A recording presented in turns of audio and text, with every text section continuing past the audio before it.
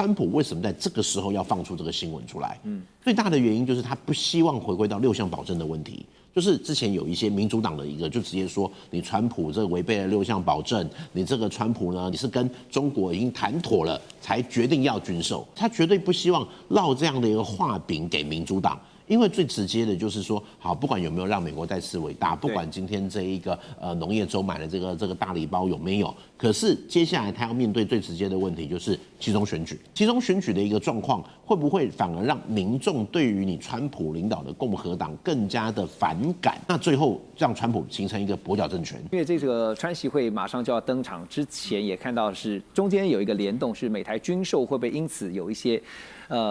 變數？因為呢，路透引述了知情人士啊這個說法，他們獨家報道指出說，總價大約是140億美元啊，折合台幣是4500億的這個軍售案，包括有什麼呢？有先進攔截飛彈在內的啊，這個對台軍售案的方案都已經準備就緒了，但會不會成為到時候川習會的角力之一？因為呢，只要川普批准這個对台軍售的方案之後呢，就會進一步公布，而預計時間就會在月底這個川習會之後來對外公布。那報道也說呢，這將會是如果真的公布以後通過以後，會是台灣史上最大規模的軍購交易。啊，這個方案內容呢，主要是愛國者3型的飛彈，還有呢，包括國家先進防空系統啊，也就是 NASAM 這個防空飛彈相關的內容。但中方的外交部發言人郭家坤對此則回應表示說，中方堅決反對美國向中國台灣地區出售武器的立場是一貫明確的。好，所以現在看起來，這個最後的發展呢，倪老師覺得會不會是中國照罵，美國照賣，台灣照買的一個另類平衡？但是我們合併最近的伊朗的一個戰事來看哈，剛剛大使也特別提到了這個鷹擊12的出口型的版本 CM302反艦飛彈，到目前為止中方的說法是都還沒有賣，好，那會不會用這個方式來作為一個反制中間的聯動？我們先說這一個中國會不會賣給這伊朗這一個鷹擊112好了，鷹擊12。可我這個人會認為，就算他要賣，但是你要運進去，你要怎麼運？這個你要走陸路嗎？還是其實現在已經說實在，現在是一個遠水救不了近火的狀況。你現在的一個中國要提供任何的武器，或許無人機是最實在、最有用的一個方式。那你說你現在這個時候才提供這一種鷹擊12這一種飛彈的話，我會覺得是一個遠水救不了近火。所以其實說今天這2件事情，或許是有一點我們必須把它分開來看。中國對伊朗的支援，是不是要透過軍售，還是透過其他的提供無人機？我覺得這比較有可能。但是就一個美台軍售的一個角度來看的話，的確是他賣他的，他罵他的，他講他的。可是其實的一個彼此之間的互動，我們也可以去看到，川普為什麼在這個時候要放出這個新聞出來？最大的原因就是他不希望回歸到6項保證的問題。就是之前有一些民主黨的一個就直接說，你川普這違背了6項保證，你這個川普呢，你這一個你是跟中國已經談妥了才決定要軍售，他絕對不希望烙這樣的一個畫餅給民主黨。因為最直接的就是說，好，不管有沒有讓美國再次偉大，不管今天這一個農業州買的這個大禮包有沒有，可是接下来他要面對最直接的問題就是期中選舉。期中選舉的一個狀況會不會反而讓民眾對於你川普領導的共和黨更加的反感？那最後讓川普形成一個跛腳政權，這個是現在川普最怕的一件事，因為其實還沒有跛腳，還沒有出現這些狀況，在去年就發生過了，他的一個預算嘛，總預算這個沒有過，所以聯邦政府要關門，那一次關門就延長了快這個史上最長的一段時間。這個關門對於今天大家对於川普或對於共和黨，甚至是對於你自身本身的一個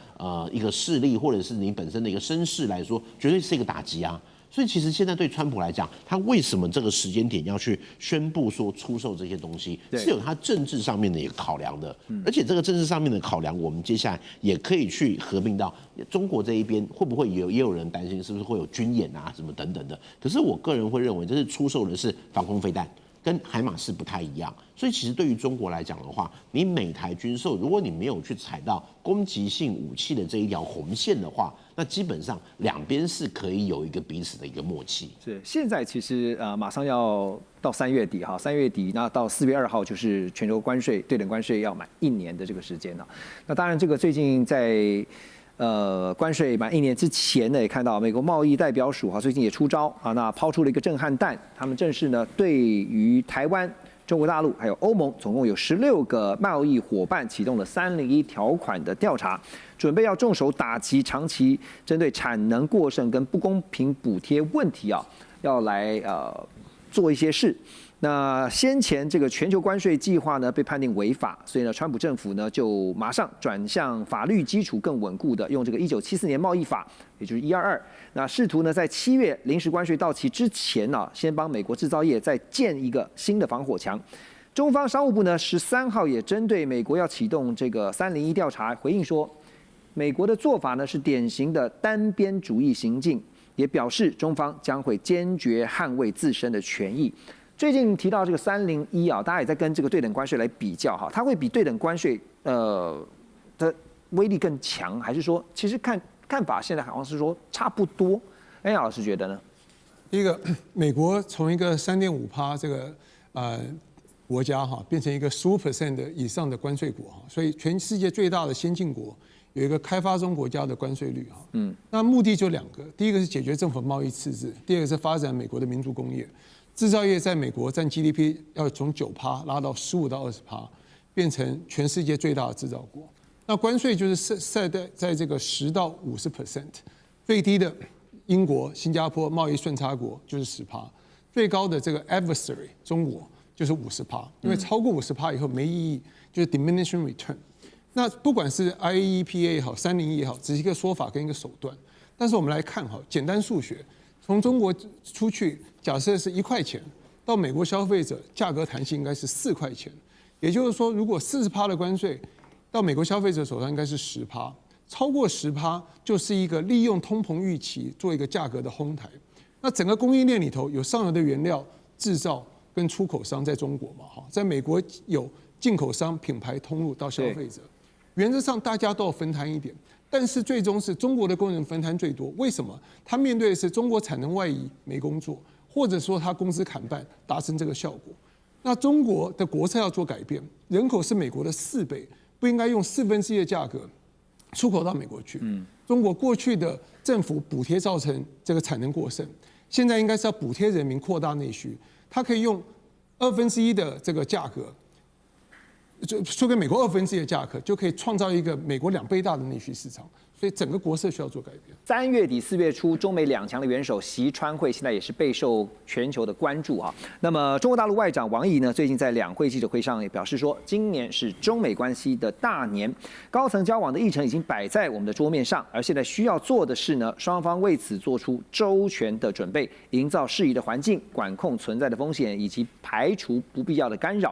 美國財長貝瑟特呢，也就會在下個禮拜，也就是15到16號，跟中國大陸國務院副總理何立峰在法國會晤，預先為3月底登場的習川會啊，經濟議題呢，一些相關的議題要先進行磋商。彭博也報道說，3月已經過去一半了，但是到目前為止呢，中方還沒有恢復採購美國的大豆。路透也報道，川普在2月和習近平通話之後表示，中方正考慮把這一季美國大豆的採購量提高到大約2000萬噸。可是對於這樣的一個說法，中方目前都還沒有進一步的證實。那我們怎麼看呢？這個在大陸這邊，目前對於川習會在即這一張仍然壓在手上還沒有打出來的大豆牌，大家是怎麼看這件？我覺得現在這個川普現在面臨自己最大的考驗了啊，就是說，你如果這場戰爭你也沒打贏，還繼續打，然後3月底又到了，你非要到北京，你有什麼底氣？你是求習近平主席說來協調一下嗎？來調解一下嗎？所以中國大陸來講的話，就變成就是說。對美國現在的牌是非常的多，很多牌都是川普自己打壞的。對，現在基本上能夠跟所有世界國家都還能夠通上話的，都還能夠得到別人信任，願意你幫他助他一臂之力的，全世界而言只剩下中國大陸。美國現在的這個很多人都是怎麼樣？不是落井下石啊，而是隔岸觀火啊。歐盟不是國家不都在隔岸觀火嗎？那想落井下石的不是很多嗎？對，看美國笑話的都很，那怪你就多行不義嘛。而且原本這個川普在到中國大陸訪問之前，包括先前對委內瑞拉出手，到最近的對伊朗動手哈，其實是不是盤算的就是透過這個能源上面能夠有一張牌，結果現在打的也是一塌糊塗。川普当然他做事一定有他自己的理由啦，不過我覺得这个现在这个打伊朗的話，純粹是他在見到一次一個餌，然後呢他沒有深思熟慮就賭下去了，就把那個餌吃下去了，結果沒想到這個餌是毒餌，這就是伊朗的這個餌是什麼呢？就是說可能以色列告訴他，我今天我可以把他一網打盡，40幾個頭都弄了，那你要不要加入？對，美國就加入啦。對，你前2天才跟人家談判呢，你在談判桌上還談得有這個好，這不收穫很多嗎？對，不講武德到這種程度，在談判的時候跟人家就出手打人家，可是你期望的東西都沒有實現嘛。對，所以川普我覺得他當年會在這個大西洋城開賭場，我覺得他就是很相信賭博。可是你要記住啊，他的大西洋賭場是垮掉了，所以他是一個爛賭徒。那我現在甚至懷疑他的一生都是在這幾個關鍵點，他做了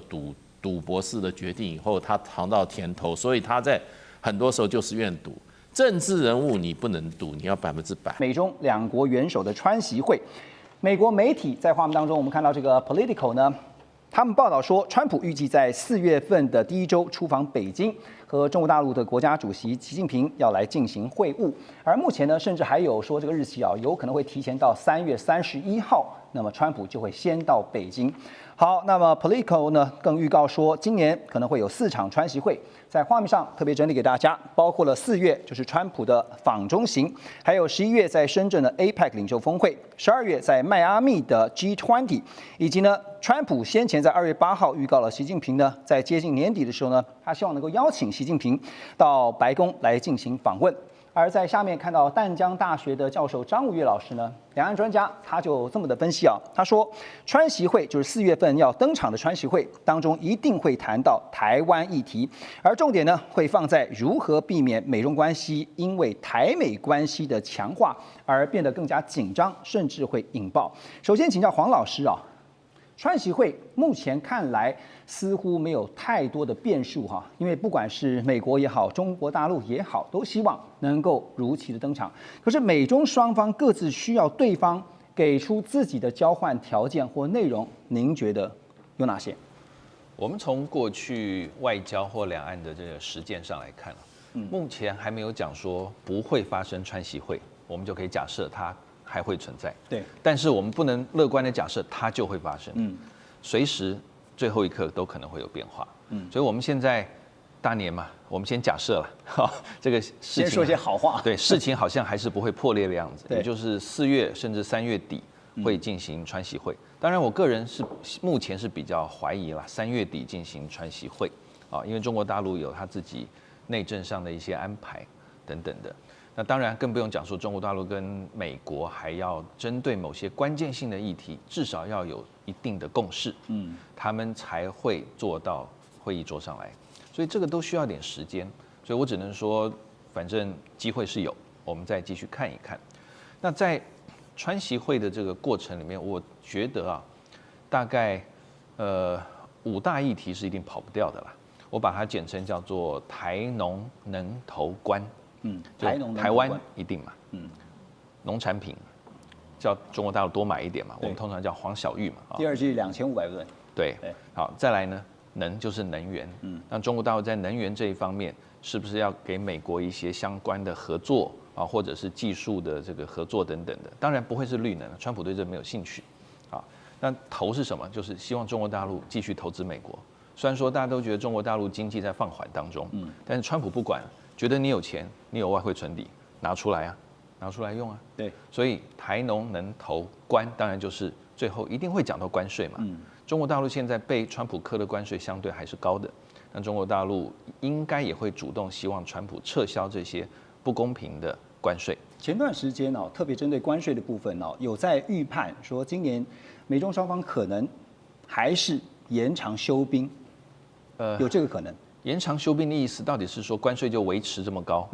還是說他們會盡量想辦法降低關稅？這個目前看不出來，所以我覺得，現在應該差不多啦，因為過年期間啊，中國大陸大概也沒有太多的心思去跟美國談這些事。但等過完農曆年之後，我想美國跟中國大陸在關稅這方面一定會是一個會談的焦點，因為你總不能說川普到了北京談了半天，關稅一點都沒有動，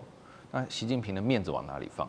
所以我覺得這個是一個可能要去試探的點。好，您剛剛提到台農能投關，其中第一個是台哈，對，覺得台灣議題，中美雙方在談這個議題最大公約數是什麼？我覺得就是讓台海不要產生武裝衝突，這是兩邊最高的共識。特別是像川普，有人說，他用兵了委內瑞拉，他在伊朗那邊現在軍隊也擺在那裡了，台海難道他不會嗎？是，我覺得川普他真的還是奉行他自己所謂的川羅主義了。也就是說，反正美洲就是我美國人宰制的美洲。那但是除了這個之外，川普在其他海外地方，我不覺得他真的那麼想要動用直接的，不管是海空或者直接陸戰的力量進去。所以委內瑞拉是因為他在美洲，那這個狀況不一樣。對。可除了美洲之外，我覺得川普這個思考是比較多的。那而且我們也必須看，中國大陸在很多時候對台灣的政策或對台灣的談判，其實底線思維是很明顯的。你一定不能做到什麼，譬如說你不能支持2個中國、一中一台，不能支持台獨，我才跟你談。對。那像這些底線思維，還有中國大陸，我們看美國過去的官員他們出的如何跟中國人談判，他講中國人是講中共這邊，他們的結論就是中共一定是先給你施壓，調子拉得很高，拉到後面他們要讓才會讓，但是他會給你很多的壓力，然後找老朋友來跟你講。說你就讓一下吧，等等的套關係，所以這些東西都是中共從過去1960年、70年他們文獻分析之後，美國官員結論寫了書，到現在我覺得很多時候都適用。所以中共對於台灣的這個所謂底線思維，是一定會對川普政府很清楚的講出來，但是很快講就是說，那川普政府會做什麼？我覺得可能就打哈哈，我很尊敬你，你就好好處理台灣問題，只要不要打仗就好。對，我覺得大概會先這樣帶過去。美方應該也很清楚，說唐羅主義在美洲也許適用，不過到了亞洲會不會就撈過界了，甚至可能不能適用哈。那當然，這個在亞洲它就需要有別的這個來代理啊，包括像我们現在要談的就是日本了。4月份這個川普訪中之前呢，他就先預告了，他說呢，他在3月19號這一天啊，目前是定在這一天，他說他會先跟日本首相高市早苗在哪裡呢？在白宮見面啊。他就對外界講的是說，我期待3月19號歡迎高市首相到白宮。那特別呢，日本這次我們知道，在2月8號這一天，國會就是眾議院的大選改選之後呢，高市早苗所領導的自民黨呢，跟日本維新會組成的執政聯盟，在眾議院465席當中拿到了352席。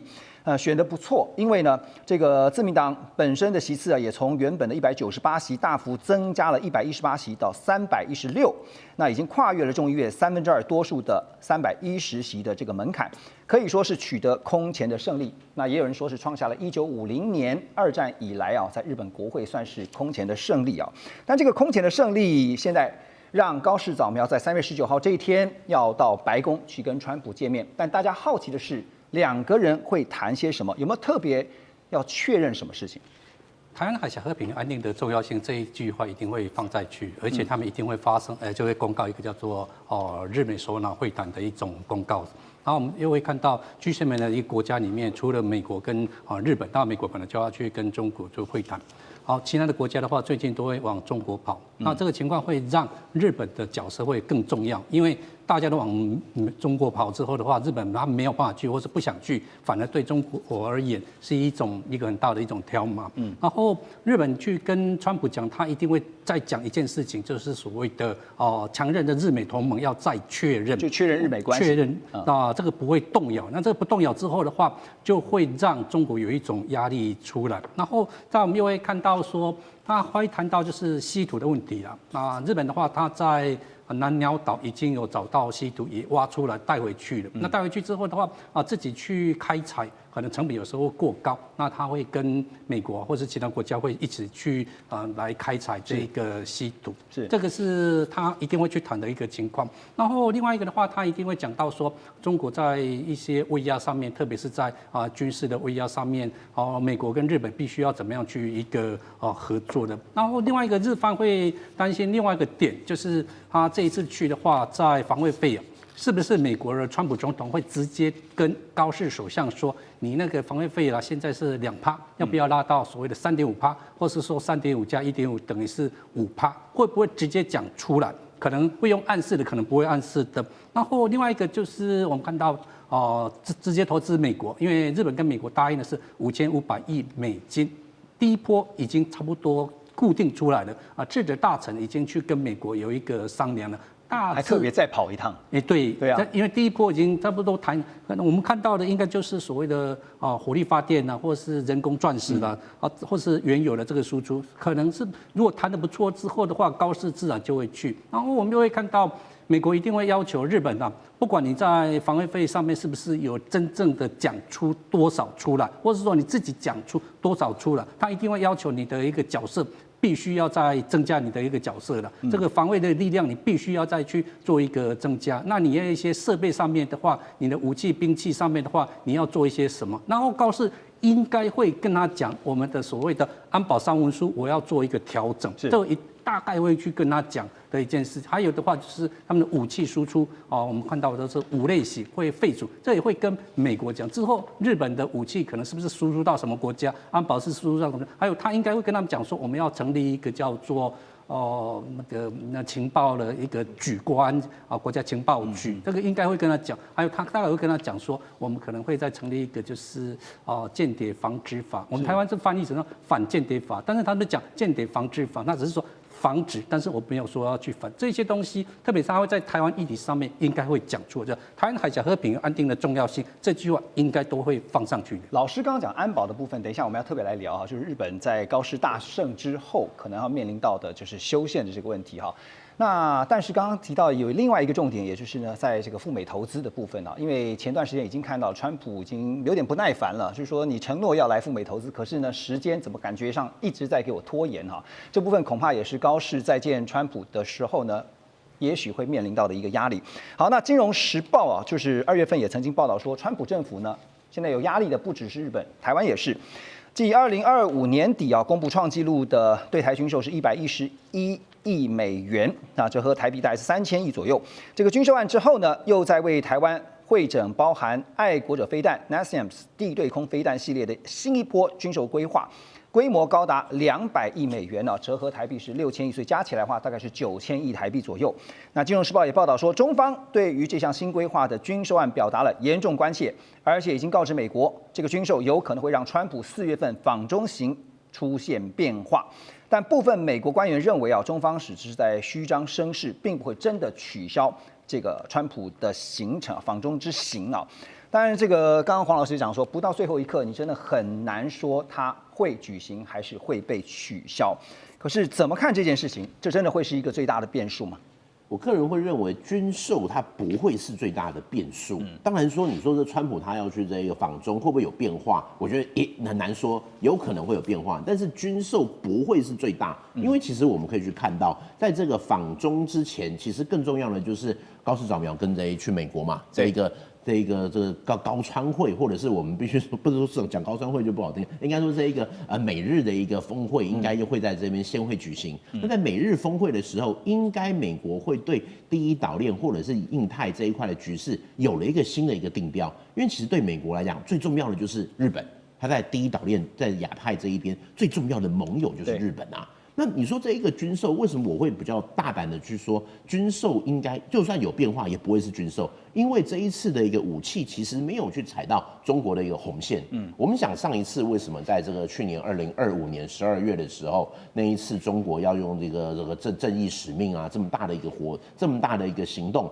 來去回應美國的軍售，主要的原因就是因為海馬式出售，海馬式是可以直接從台灣的一個本島打擊到福建沿海的武器，已經不單是防禦而已。对，它不是一個防禦性武器。可是如果今天我們看它這一次主要的這一個軍售是愛國者飛彈，愛國者飛彈跟這 NASAM 的地对空飛彈的一個系統，它或許有一些新的整合效果，但是不是第一次賣給台灣。同樣的，它是防禦性的武器，它其實是一個反飛彈防禦系統也好，或者是防空系統也好，它是一個防衛型的武器。總而言之，就美國來講，它沒有去踩到中國這一塊的一個紅線，還沒有到紅線。所以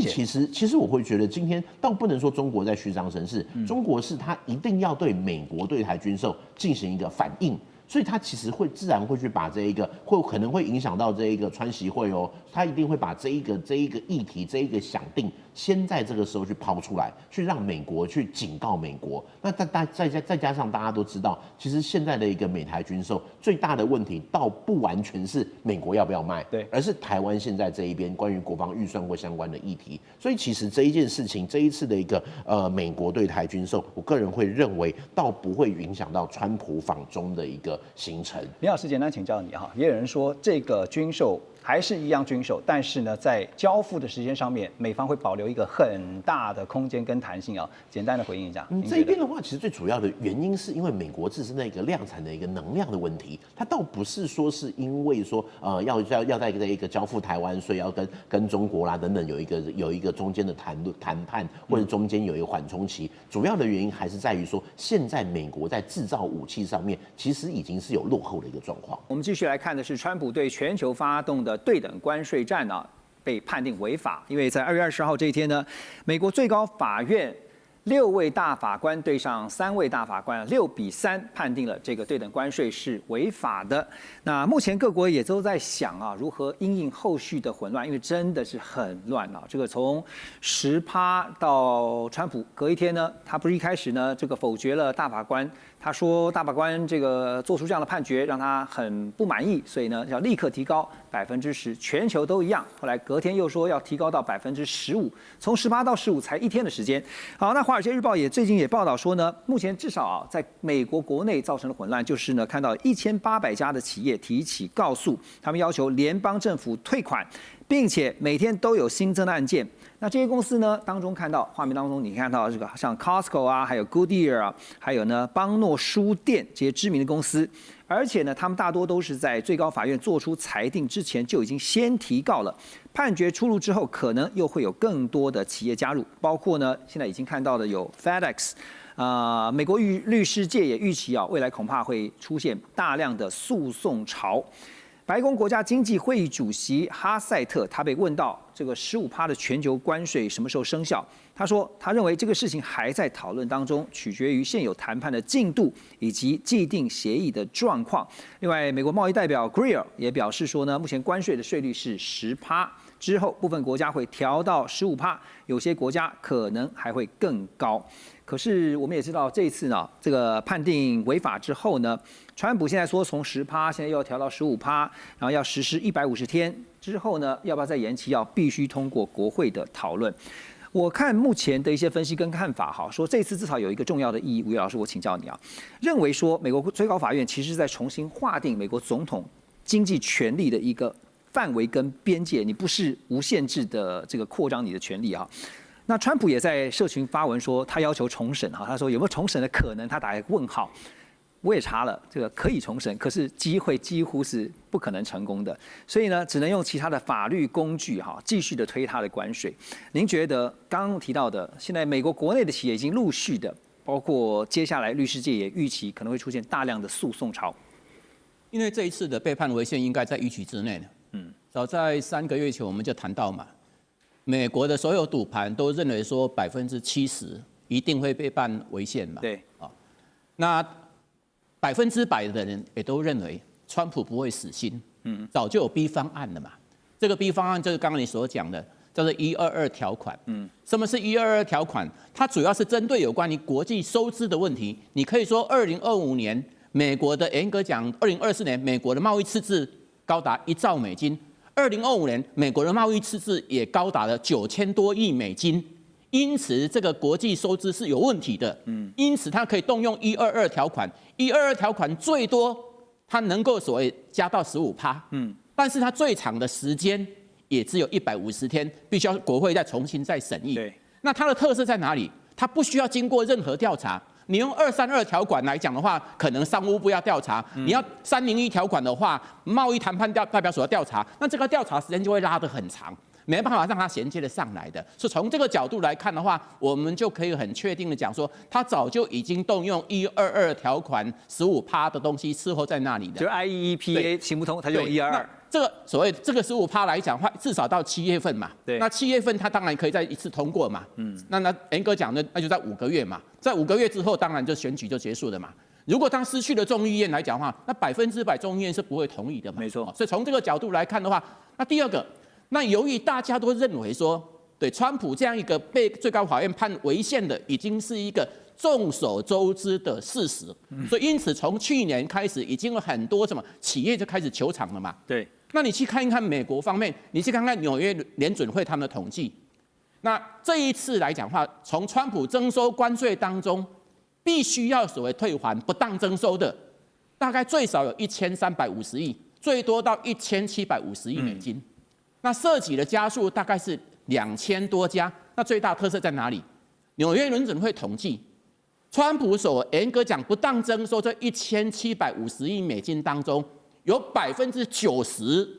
都是美國企業繳的，就換言之，都是美國的進口商以及消費者在轉嫁的。那如果你去看 Kier， 他們統計更離譜，就96%川普所增加的那些所謂不當關稅，基本上都是美國進口商跟消費者所承擔的嘛。所以從這個角度當中來講的話，那這個司法的訴訟的過程當中，當然第一個，川普一定是反對的嘛。那第二個，司法訴訟來講的話，他要求4個月之後再來延後嘛。第五個，就算真的打官司，很多人說可能都要到4、5年以上左右的時間嘛。但是從這個角度，第一個讓我們了解到說，美國畢竟它是一個三權分立的國家，那確實最高法院做出的這樣一個裁決，認為總統不可能動用國家緊急狀態，動輒以貿易關稅做手段，而且看誰不爽誰就加誰。是。對，巴西本來是美國的貿易赤字國家。就是看了巴西逮捕了他的美国川普的好朋友波索納洛，就加了50%權力的工具，对，就50%。看瑞士不爽是32%，就哪裡有？可是看誰舒服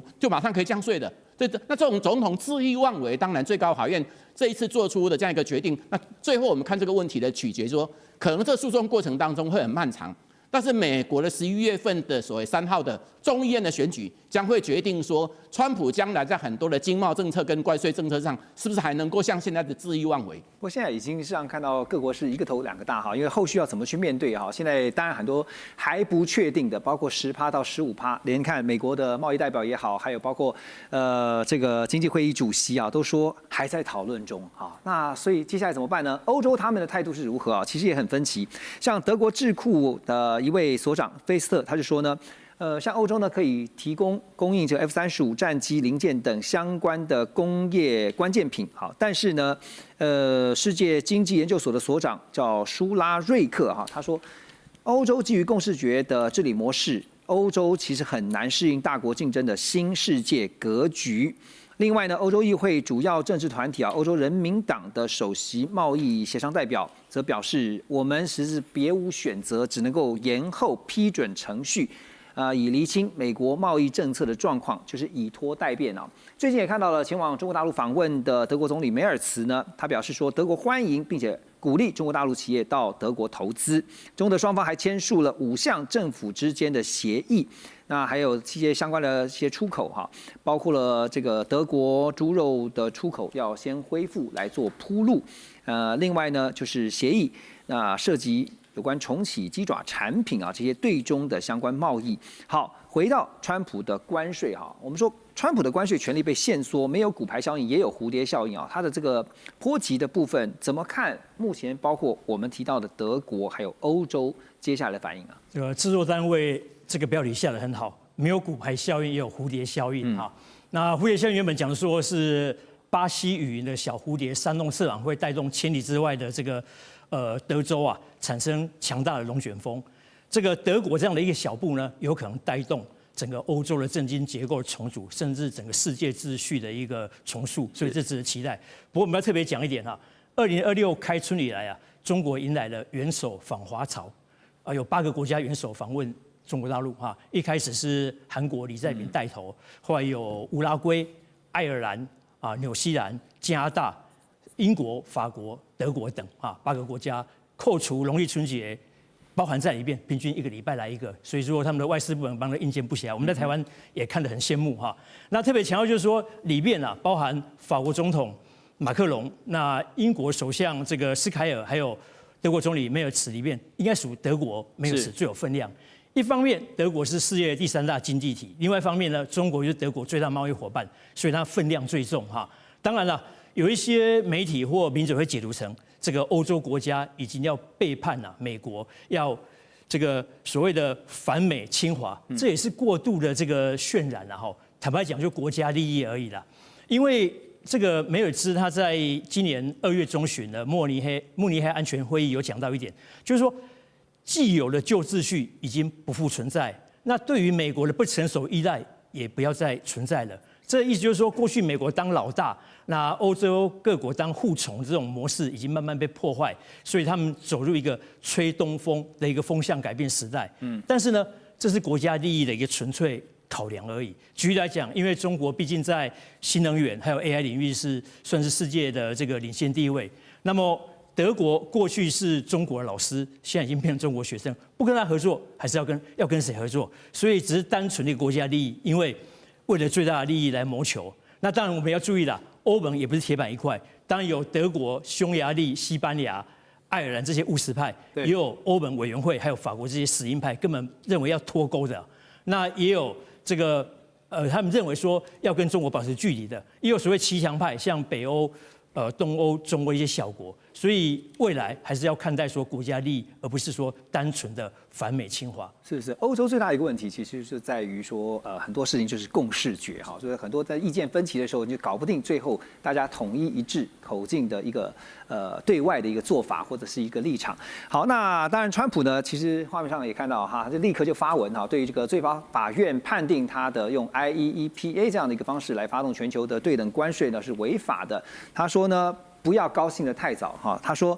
如果有國家因此選擇耍花樣，就要後果自負啊，要面臨稅率更高、更多的關稅。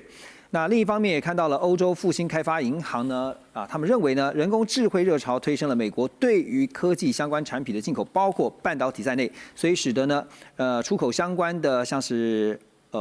中歐、波羅的海的国家，比如說保加利亞、羅馬尼亞會受惠，經濟成長率將會加速至3.6%，到2027年呢，進一步會上升到3.7%。還有在下方這個 Varix Maplecroft 的亞洲研究主管也表示，雖然說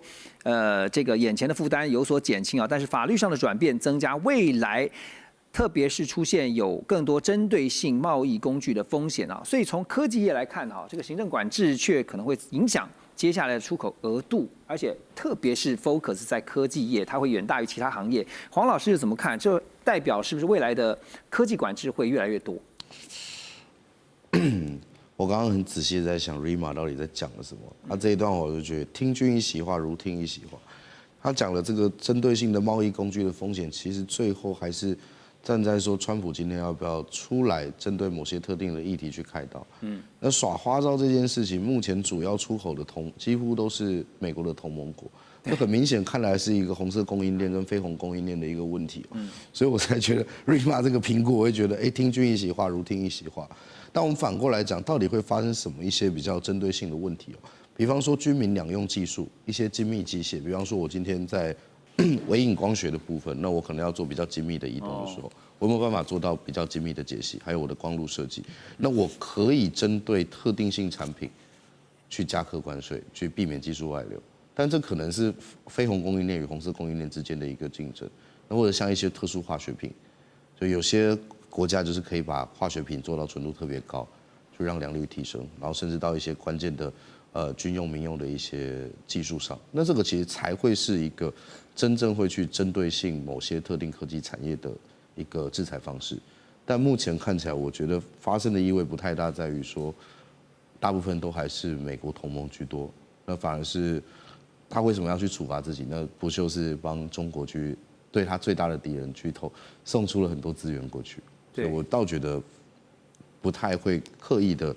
跟針對科技去管制進口美國這件事情。倒是他會不會把一些人才想挖到美國去做他們在地的一些人才開發，這個才是另外一個層面需要去思考的問題。就透過手段把人才反而，不只是製造業回流，人才也都回流到美國。就像他的一個計劃。台積電不就是他的一手棋之一嘛，就把人都挖過來。不像剛剛黄老師講到說，這次的關稅被判定違法之後，其實很多覺得談了個心酸的，也都是美國的盟國居多哈，就覺得說我們千辛萬苦了談了1年多，結果呢最後談了，然後說從這個10%現在變15%，那接下來該怎麼辦呢？大家都還在傷腦筋中。馬上回來。美國總統川普呢，預計在今年的4月份要到中國大陸去訪問，態勢目前看起來是越來越明朗。那川普最早提到這事呢，是在1月23號，他在空軍1號上面呢接受媒體訪問時，他公開了這項行程。美國駐中大使龐德韋也曾經透露，川普回邀中國大陸國家主席習近平，在今年的8月到9月這段時間回訪美國。但現在外界也看原因跟美國的期中選舉大概脫不了關係。好，那即便呢，中國大陸內部在1月底傳出了中央軍委會的副主席張又俠，還有中央軍委，同時是聯合參謀部參謀長劉振立2人遭到立案調查。但川普呢，先前被問到這件事的時候，他只表示，他強調了，他說在中國只有一個老闆，這個老闆就是習主席。而在年前，我們也看到了美中俄3國的元首在2月初彼此也先通過了一個熱線電話。川普2月4號晚上呢和中國大陸國家主席習近平通話。那事後呢，川普向外界表示，中方考慮進一步要採購美方的農產品，包括在第1季要把戴亞豆的採購量提高到2000萬噸。那習近平方面則是重申，台灣是中國大陸的領土，美方必須慎重處理對台軍售的問題。好，現在問題來了，黃老師，我先請教哈。那麼4月份現在看起來態勢，中美2國的元首會這個川習會呢，態勢是很明朗，而且沒什麼太大的變化。但是從先前的討論到最後啟程互訪，這之前應該已經很多事情都談定了哈，不然可能連飛都不會飛。那我所以請教，在4月份的第一次會面，這是今年川習2人的第一次會面。現在也看到了，先前在2月4號通了熱線，而且提到了軍購問題啊。您覺得在4月份的川習會，可能的幾個重點方向會是什麼？對於北京來講尤其是在對美工作上面，過去30-40年來，最關鍵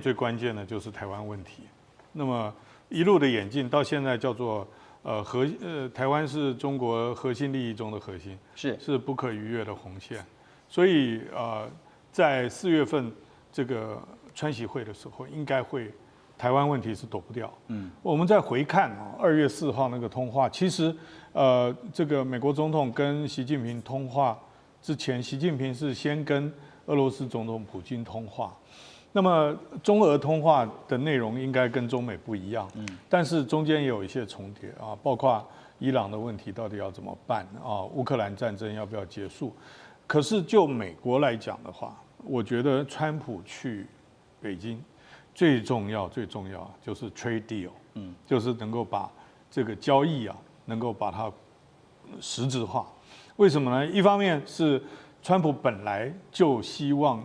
能夠跟中國大陸在除了關稅以外，也在廣泛的貿易上達成一個協議。另外一個方面就是今年美國有期中選舉，他要把經濟搞上來是他這個重中之重。所以你看，在我們現在回想2月4號那個時候通話的時候，有談到要加買玉米，而且是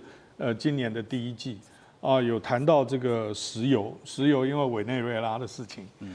就是能源，另外就是美國最在行的飛機引擎，這些其實川普到大陸是去做生意的。那個通話之前，我們看到很多國際局勢的變化，會發覺，到底4月還要不要去啊？對，就是中美之間問題那麼大，可是我覺得那通話的那個講話的內容，讓我感覺雙方都想4月見面。感覺上雙方都希望4月这個不要有任何的變數，不要有任何的變化，但是先把自己的條件都開出來了。美國要的是經貿，特別是在經濟議題上面。那中國方現在要的是特別軍購的部分，是這個部分會怎麼談呢？這個軍購，我覺得要分2個來講。第一個就是我們在農曆年前啊，這個沸沸揚揚的就是1.25兆台幣的這個特別軍購條例，到底要不要過？那要不要進程序委員會？吵了很久。那在這個之前，美國有一部分正式通知國會的啊，這個1110億美元的那個這個軍售項目，這些東西都是中國大陸極端敏感的啊，就是如果全部都準時到達，做好訓練，然後能夠發揮戰力的話，我們可以說新一批的軍購很可能會對中國大陸決定用非和平手段對付台灣的時候，它會遭到比較頑強的抵抗。當然啦，美國在交貨的期程上面，這個一直沒有辦法依照當初合約來走。那這些錢投入以後，過去的 F-16交機那麼緩慢啊，等到特別條例的特別預算走到最後1年呢，第一架還沒有飛回來，那可以想見，就是國會對於再投入那麼多的錢是有疑慮的。所以老師覺得川習會先前也討論的沸沸揚揚的第4公報，這個部分的可能性，您覺得？我覺得美國有相當的動力啊，因為第3個聯合公報是44年前，你想想看，世界局勢的變化，中國的國力，那有很多的變化。所以如果在中國的立場來講的話，就是說，如果要處理好未來中美競爭的關係，這個戰略競爭，如果能夠走在一個雙方都能夠感覺到是相對穩定的道路上面的話，這個第4項聯合公報是有一個引領的作用，應該跟軍售也會有一些關聯哈。那就看了，因為這還牽涉到台海兩岸關係如何發展的問題。因為先前的3公報，還有包括台灣關係法，其實都圍繞在所謂的軍啊，就是這些防疫啊，主要就是一個中國原則或政策，另外一個就是對台軍售會不會有變？那這個東西其實在1992年老布希總統宣布對台軍售150架 F-16戰機以後，這前面3項聯合公報只剩下一個一中，其他的東西都已經變化很多了。所以兩岸之間，現在大家在看的是說，今年尤其在軍事上面哈，那會不會因為軍售，然後呢造成態勢的轉變？那川普呢曾經被媒體追問啊，會不會擔心說解放軍在一開年就進行這個清洗整肅，對於中美關係的穩定，或是剛提到的台灣議題上面有產生任何影響？川普的回應是呢，他密切有在關注這件事情，而他認為呢，習近平在中國大陸備受尊敬，習近平就是中國唯一的老闆。還有一位領導人呢，在這個美中元首會面之前呢，他是很想先跟川普來一場會面啊。這個人當然就是日本首相高市早苗。那日本共同社也報道說，高市希望在川普訪華前呢，先來安排與他的見面會談，確認日美同盟關係的穩固，而且共同商討對華政策。回顧這次日本的國會大選呢，我們看到高市在先前受訪時也強調，他並不是主張，因為他針對了所謂台灣有事，日本就有事這個引發的衝突、引發的爭議哈。那他強調說，日本主動對中國大陸採取這個軍事行不是啊。不是主張日本主動對中國大陸採取軍事行動，而是如果台灣發生嚴重事變，日本需要優先聯合營救在台灣的日美公民。那如果美軍遭到攻擊，但日本袖手旁觀呢，就會造成日美同盟徹底瓦解的這些疑慮。所以文嘉老師對於日中關係在今年想要回溫，日本外務省會給高市什麼樣的建議？您覺得？我首先來看呢，其實這個日中呢，這個今年要見面的領袖。要見面機會，我想是非常之低哦，可能性很低哦，因為來自一個其實在2月8號，我想高市早苗領軍的這個自民黨改選呢，也獲得了勝利嘛，哈，那因為什麼勝利？基本三個原因嘛，第一個他本身他就是一個鐵娘子哦，就是英國的鐵娘子的一個自居，而且他是對接了安倍2.0加上這個川普的2.0啊，所以彼此之間呢都是一種保守而且呢相对右派的，所以他们之間呢是彼此之間是更加的紧密哦。那第二個，他胜選原因當然就是他的經濟政策等等哦。那第3個就是他的外交跟安全保障哦。因為其實台灣有事等日本有事，其實這也調動了日本國民整個對他的一個支持啊。因為畢竟這個日本呢，其實他的從戰前到戰後，其實他都是以脫亞入歐哦。他認為就是日本有優越感。那剛好高市早苗調動這個日本的優越感呢，就是他要置於中國，不受制於中國。這個底氣之下，這個自民黨的在眾議院的改選是當然是獲得勝利嘛。那所以這樣的安排的話，可能就是說，既然是他對中國是強硬的，所以他此时此刻他也不容易去跟這個習近平去做一個見面哦。此外呢，我想剛剛您所講的是有個梗哦，就是我們記得那時候這個高市早苗10月21號就任首相哦，接着1個禮拜就跟這個川普先見了面哦，見完面之後才去見了這個習近平11月初在那個就是先美後中嘛，對，就是先美後中，然後接着在11月7號才在國會裡面提到說台灣有事他們會啟動所謂的集體自衛，集體自衛權哦。那集體自衛權的概念就是它會跟隨着美國。那其實如果說一旦台灣有事，那當然跟隨美國就是他會就發動所謂的一個後勤，或是說一個情報等的一個協助嘛。那我想說，如果這次呢，這個川普他當然希望去見了這個習近平之前呢，能夠跟高市早苗來見面，來做個交換意見哦。那這樣子可能也能把這個不管是川普的意志跟這個高市早苗的意志，把它聯合起來哦。那當然對整個一個美國、中國跟日本3方面呢，其實是比較穩定的，所以我想說呢，此时此刻我覺得日本還是更需要美國的引領哦。那其實這個態度會不會見面，或者是說見面的對話是什麼？我覺得還是以川普的意志為意志。所以有可能會排在川習會之前，高市就能夠如願的跟川普見上一面嗎？您覺得？還是說通個電話？我覺得應該是會見面了，因為畢竟他們之間是非常的這個 body 會見面，因為畢竟呢有這見面的3分情，那能夠有效的溝通，那也讓這個川普去這個中國呢也更有底氣啊，因為畢竟有日本這個所謂的安全的一個大家一個連接啊，那這樣對中國而言的話是形成更大的壓力啊，因為畢竟現在這個美國呢對中國其實是一種威懾。是用聯合的威懾的力道。那如果說有先爭取到日本的支持，那當然去中國，那談起來當然也會這個壓制這個習近平的一個氣焰。了解。2026 4月其實還有一件大事情啊，就是川普對全球祭出的對等關稅滿1週年了。川普在2月初的社群上面，他發文啊，他說他們已經跟印度，就是特別跟印度總理莫迪呢達成了一項貿易協議。對於印度所課徵的對等關稅將會降到18%，印度股市還因此一度出現大漲。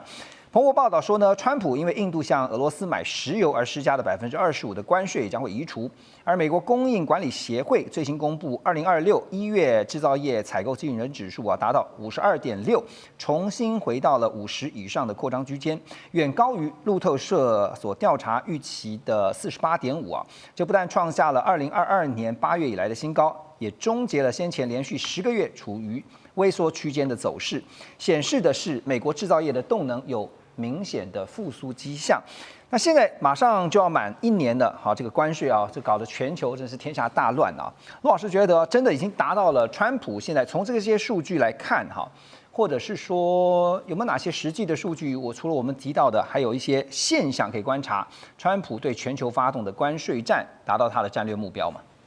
我想他有局部的達到他的所謂的戰略目標，因為他的戰略目標当時有3個，第一個是減少他的貿易逆差，增加他財政收入；第二個是推動製造業回歸美國；第3個能夠重建他整個供應鏈的經濟的安全。那在貿易逆差這方面還沒有辦法解決，因為美國去年2025年還是貿易逆差非常的大，這一點還沒有辦法在短期之內改善。那至於讓製造業回歸美國這一部分開始初見的成效，不管日本、韓國、我們台灣都希望去美國設廠，這就可以看得出來，我們希望在美國的投資能夠增加，這會增加美國製造業的這個能量。但第3個呢，它的供應鏈的確在台灣、日本、韓國這些國家的這個支持之下，它會獲得一個程度的這個保障。那至於你說它的替代指標的話，像製造業的這個採購經理的指數，確實大家預期48.5，結果是52.6，確實升高很多，表示美國製造業開始活絡了。但是這也另外引發了一個問題，會不會有通膨的現象產生？因為目前為止，通膨只有微幅的，還沒有整個效應，就關稅所產生的通膨效應也沒有發揮出來。但是美國的聯準會的主席一直很擔心通膨，所以他一直不願意降息，這也是他們在通膨這方面的控制還不錯。那至於它 GDP 的成長也不錯啊，去年2.2到2.6之間啊。那第四個呢，它這個在就業方面也還不錯，所以它在替代指標的方面表現的是不錯。所以它戰略目標有些達成了，有些還沒有達成。是。那今年2020年是它的關鍵年，檢驗川普對等關稅是不是能夠達標，是最好的一年，因為今年要面臨它的期中選舉，对，這是最好檢驗的一年。2026確實是非常詭譎的一年哈。剛才特別請3位來賓、3位老師呢寫下對2026用一句話或者一個字、一個形容詞啊來預判一下今年。來，我們來看一下黃老師，你寫的是險哈，這個幾秒鐘來講一下為什麼險？研究國際關係看得越多啊，擔憂越多，確實有很多風險存在。OK， 那如何集體去風險？大家多努力。好，2026是很險的一年。文甲老師是寫變與不變。哦，是不是看呢？其實從國際關係的角度來看哦，其實一句話是能夠這個道破這一句話的意思，就是沒有永遠的朋友，沒有永遠的敵人，就是變。对，那不變就是就是只有永遠的利益哦，就是不變。因此呢，我們在看到這個國際關係，可能要講到說每個國家都每個利益跟的立場。好，2026還是充滿變的一年。來，羅老師，我認為是亂中還是有序，因為只要川普他是一個信奉，就是他不信奉多邊主義，他信奉就是雙邊對談的一個人，所以他認為大國政治可以解決很多問題。那如果他篤信這樣的概念的話，那大國可以在很多爭議紛爭當中，譬如說2月4號跟這個習近平通電話，那習近平跟這個普京通電話，都是一種大國政治的一個方式來解決問題。那我們預計今年可能俄烏戰爭也會告一個段落，如果沒有特殊的，因為目前看起來談的都差不多了，我認為也會告。那至於川普跟歐洲的這個國家的關係呢，雖然還是有點混亂，跟過去美國跟歐盟國家的相處有點不一樣，但是呢，我相信還是有一定的規則可循。只要這歐洲國家找到跟川普的相處之道的話，應該問題都還可以解決。好，所以有很多的風險，有很多的變化，但是呢，希望還是亂中有序。